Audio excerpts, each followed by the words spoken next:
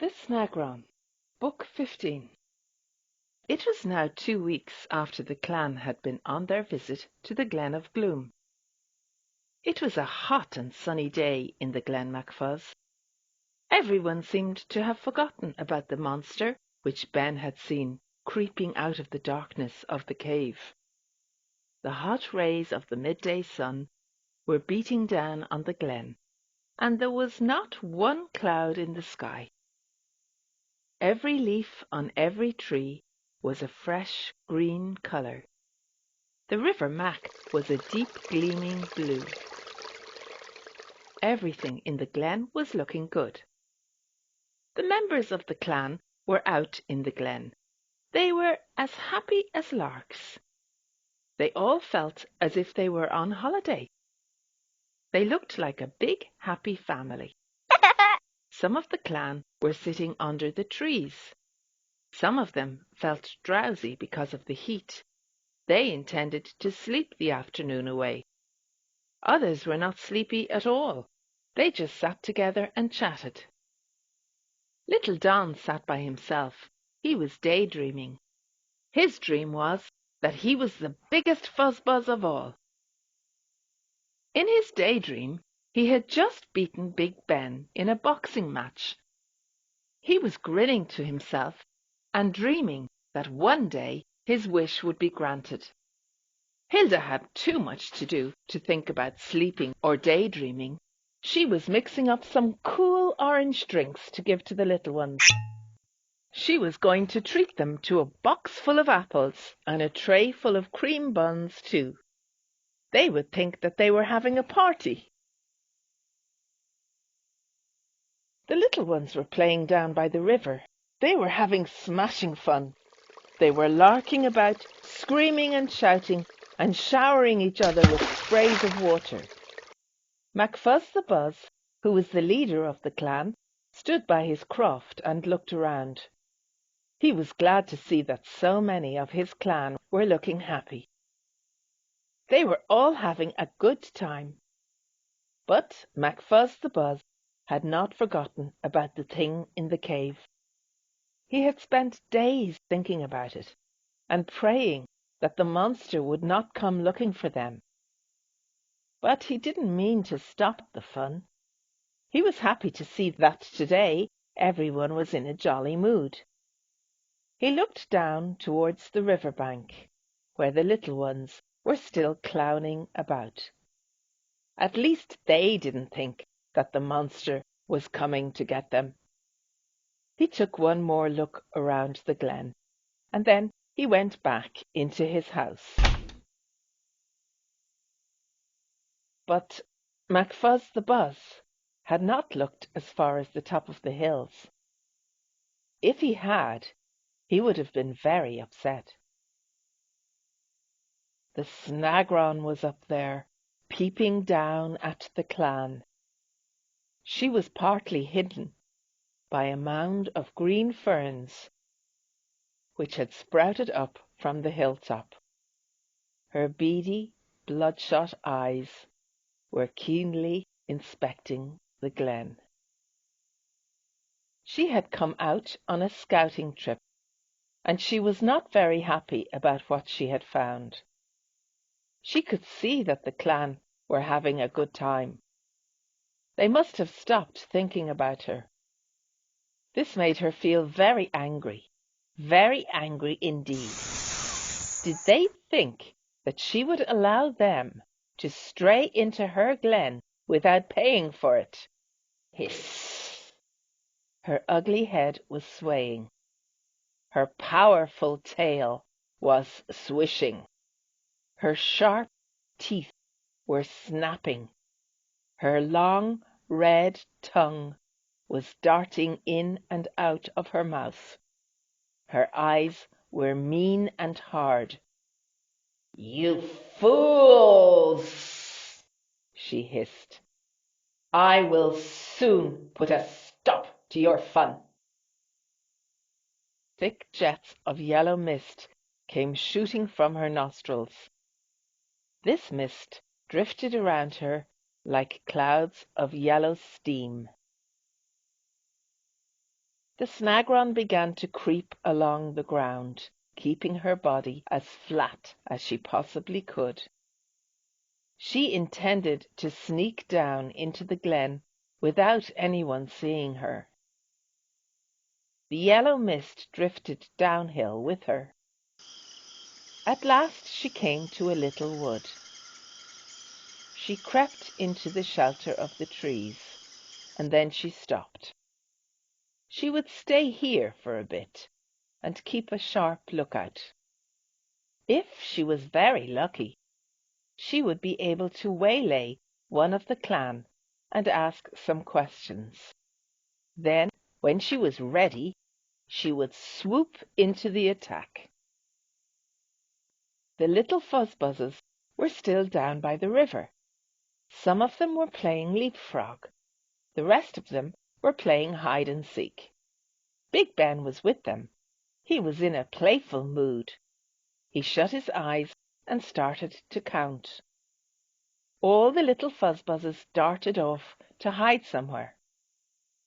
Big Ben counted up to 100. Then he stopped. "Coming for you now," he shouted. Then he began to look for them. Before too long he had found them all. They were just getting ready to start again when one of the little ones asked, "Where's Freddie?" Everyone looked around. Little Freddie was missing. He was nowhere to be seen. Come out, wherever you are," shouted Big Ben. But there was no answer. Ben shook his head. "He must have gone back to his house for something to eat," he said. "Come on, let's play for a bit longer." But little Freddie had not gone back to his house. As soon as Big Ben had started counting, he had gone zooming up the hill as fast as he could. He ran up towards the woods. Big Ben would never see him up there. Before Ben had stopped counting, Freddie had darted into the trees. Soon Freddie was straying into the deepest part of the wood. But he had stopped running. It was beginning to get darker, and everything felt creepy. Strands of clammy, wet mist were creeping between the trees and along the ground. Freddie felt a freezing shiver running up and down his back. The yellow mist was streaming all around him. His eyes were smarting, and he could not see where he was going. His head was ringing. It was like drowning in a deep yellow sea. There was a horrid, foul smell. Freddie wanted to be sick. He stopped. He had lost his way. He knew that he would be better staying where he was, but something seemed to be leading him on. A soft growling sound came out of the mist. Freddie went towards it. Suddenly the thick mist parted. With a gasp, Freddie took a step back. Two blood-red eyes were scowling at him. An ugly head on the end of a long arching neck came towering out of the mist. A long red tongue came streaking towards him. The little fuzzbuzz stood rooted to the spot. He could not run away. "Have you come to see me, my little darling?" hissed the snag-ron. "Have you come to pay me a visit? How sweet of you, my love. I'm so glad that you could come." Freddie's feet were stuck to the ground. His legs felt as wobbly as a jelly. He wanted to run away, but he could not stop himself from looking into her two beady eyes. His flesh was creeping. He could not speak. He wanted to scream as loudly as he could, but it was no good. He was spellbound by the Snag-Ron's sparkling eyes. She had him in her power. "Have you lost your tongue?" she hissed. "Have you nothing to say for yourself? Come on, little one, you can speak to me." Who are you? asked Freddie. "Who am I?" she hissed. Her eyes began to glitter, and the red crest on the back of her neck stood out stiffly. "I am Snag-Ron, the powerful queen of the Glen of Gloom. You little fool, you should be bowing down before me." Freddie felt a shudder run up and down his body. He could not stop himself from shivering. The wicked Snag-Ron began to twist her body around him. The end of her tail went looping around his legs and feet. Freddie began to feel dizzy. He could feel her smooth, slithery skin as she wound herself round his chest and arms. She felt as slippery as an eel. By now her head and neck were towering above him. Her horrid head came zooming down towards him. Her frowning eyes held him in their spell. She began to lick her lips greedily. Little Freddie kept as still as he possibly could. Would the Snag-Ron harm him? Would she let him live? Was she hungry? Would she eat him? Would she keep him here? Would she allow him to go free? Freddie could hardly stand up. He felt weak and powerless. The blood was pounding in his chest. He shut his eyes and began to pray. Maybe it was all a bad dream. His body began to sway. He knew he was going to have a blackout. Everything went fuzzy and his body went limp. Then, "Stand up," hissed the Snag-Ron. "Stop slouching about. I need your help." The little Fuzzbuzz shook his head to get rid of the dizziness, and then he looked up at the Snag-Ron. Somehow he got his senses back. How can I help you? He asked. "It's easy," the Snag-Ron said softly. "Go back to your chief and tell him that I wish to speak to him. Tell him where I am." Yes, yes, I will tell him, said Freddie. "Can I set off now?" "Yes, little one," hissed the Snag-Ron. "but you must look sharp. Hurry up and don't be long." Freddie was eager to get away. He ran down the hill as fast as he could. But when he got to the foot of the hill, he stopped. He looked back towards the Snag-Ron. He stuck his tongue out at her, and then he shouted as loudly as he could. You are a big, ugly monster. Go back to your glen and stay there, you big bully. Then little Freddie ran off at top speed. He ran on and on, not looking where he was going, leaping across rocks and bits of wood. At last, puffing and panting, he made it to the crofts.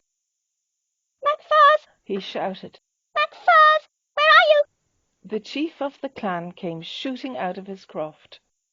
What's all the row about? He asked. Why are you shouting so loudly? There's a horrid prowler snooping around in our hills, said Freddie. She said that she is called the Snag-Ron. She said that she is the queen of the Glen of Gloom. Macfuzz the Buzz looked very, very angry. What do you think you are saying? He shouted. Are you playing a silly trick on me? Then he saw that Freddie was trembling like a leaf. Macfuzz patted him on the head. I'm sorry. He said. I do beg your pardon. Now sit down here and tell me all about it. When Freddie had stopped telling the chief about the Snag-Ron, Macfuzz the Buzz stood up and said, Thank goodness that you sounded the alarm. We must have a meeting. Go and tell everyone to come to my house. Tell them to hurry. Little Freddie ran off, and the chief began to think of ways of getting rid of the Snag-Ron. He knew that this would be a difficult job. Well, He said to himself. we will have to deal with her somehow. He shook his head sadly and went back into his house. Before long, all the members of the clan were crowded together on the grass next to the chief's house. Macfuzz the Buzz came out and got up onto a rock so that everybody could see him properly. He put his hands on his hips. Then he began to speak. Something horrid is going to happen. Everyone started to chatter. Now shut up, all of you. Shouted the chief. There's a lot I want to say. Then he said, The thing from the Glen of Gloom is here. She is called the Snag-Ron. She is prowling about in the hills, and she is probably able to see us now. She says that she wants to meet me. Don't go! Don't go! Oh, don't go! shouted the clan. She's a chief! She may lay a trap for you. She may kill you. Macfuzz the Buzz held up his hand. Well, He said, I am going to meet her, but I am not going by myself. We will play a trick on her. We will all go. And what's more, we will teach her a lesson she will never forget. Does everyone agree with me? shouted the clan. Let's all go! Let's all go. Good. Said Macfuzz. Now, we must get ready to attack her. There are lots of things we need. Big Ben, you go and get your blunderbuss. Jock, you go with him. The rest of you go and get anything that will help us. Has anybody got any questions? Nobody said a word. Smashing. Said Macfuzz. I am counting on all of you. Off you go now and get back here as fast as you can. Each member of the clan ran off. Big Ben lifted his blunderbuss out of its blue box. Jock put heaps of bullets into his pocket. Black Angus found a big garden fork. Tosh found a big steel hammer. Hilda took the biggest wooden spoon from the rack in her kitchen. Don found a big wooden club. It was far too big for him to carry, but he insisted on dragging it along. At last all the clan were back, crowding round the chief. Splendid. Said Macfuzz, looking around. Everyone has found something for the attack. And pulling out the silver dagger from the sheath on his belt, he said, Come on then, let's go. Windbag, you can. Lead the way. The clan began to march up the hill like a little army. Windbag went first, playing the bagpipes. Up on the brow of the hill, the Snag-Ron had seen what the clan were up to. She could see them marching up the hill to attack her. She began to twist about. I'll soon deal with this foolish lot. She hissed to herself. They will be sorry that they ever met me. And as the clan came up to the little wood, the Snag-Ron slid out to meet them. So, She hissed. I ask to speak to your leader, and you all come to meet me. We have not come to meet you. shouted Macfuzz the Buzz. We have come to get rid of you! And without giving the Snag-Ron a second to think, he shouted, Come on, Clan Macfuzz! Down with the Snag-Ron! With a terrific shout, the clan went swooping towards the Snag-Ron. Hilda got there first. She clouted the Snag-Ron on the head with her big wooden spoon. Pow! Little Don was battering the Snag-Ron's body with his club. Thump! Tosh pounded the Snag-Ron's tail with his hammer. Crash! Black Angus was swinging the garden fork round and round his head. Swish! Big Ben was rushing here and there, eagerly looking for a target to shoot at.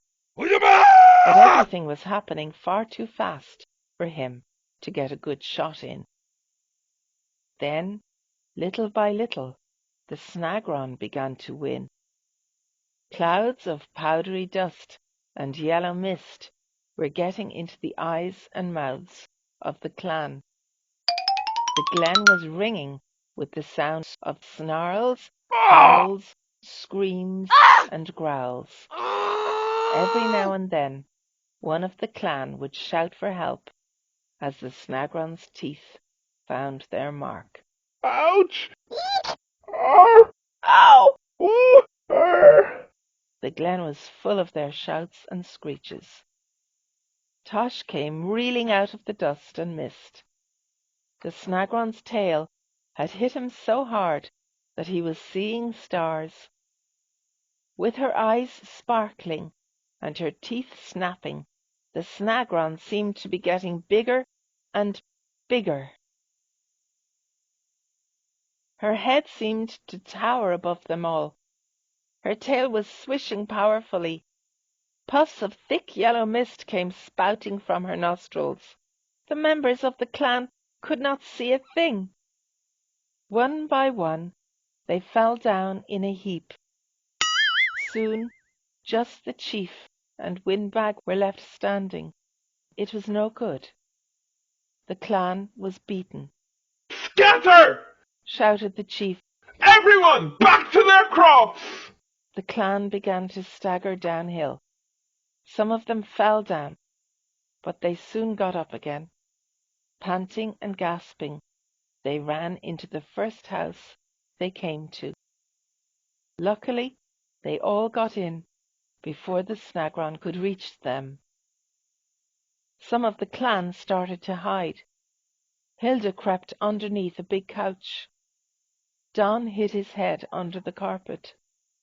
Tosh and Windbag got under the bed. Macfuzz the Buzz put a thick wooden bar across the doorway to shut them all in. The Snag-Ron came slithering up to the door. She was angry with herself for not catching one of the clan, but she was glad that she had beaten them. I am the winner! I am the winner! She hissed, and she sounded as proud as a peacock. I beat you all, she went on. You ran away like cowards. I'm so clever. I'm so smart. Nobody can outwit me. You will have to do much better if you want to beat me. I can beat any number of you. I bet I could beat 1,000 of you. I bet I would be able to beat 10,000 of you. Anyway, I beat you all so easily today. Go away, you big bully! Shouted Macfuzz. The Snag-Ron lifted up her ugly head and looked at the doorway. So, Macfuzz the Buzz, you think you can get away from me, do you? You fool! You cannot stay in there forever. Mark my words. It is just a matter of time before I come back again. Then we will see what happens. Yes, indeed we will. Then, hissing and spitting, the Snag-Ron made her way back up into the hills. The clan hid in the little yellow and brown house for a long, long time. It was getting dark when at last Macfuzz took the bar down from the door. The members of the clan crept out into the glen. They all began to ask questions. Has she gone away for good? Asked Don. She said she would come back again, Said Windbag. What will she do next? Asked Hilda. Nobody could answer her. Far, far away, a dog began to howl. They all started to shiver.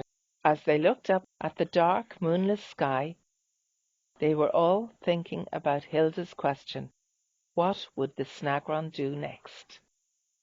Now write. Answer all the questions. Do not forget where to put full stops and capital letters. Question 1. Where were the little ones playing? Question 2. What had Hilda made for them to drink? Question 3. Which member of the clan had not forgotten about the monster? Question 4. Read these words.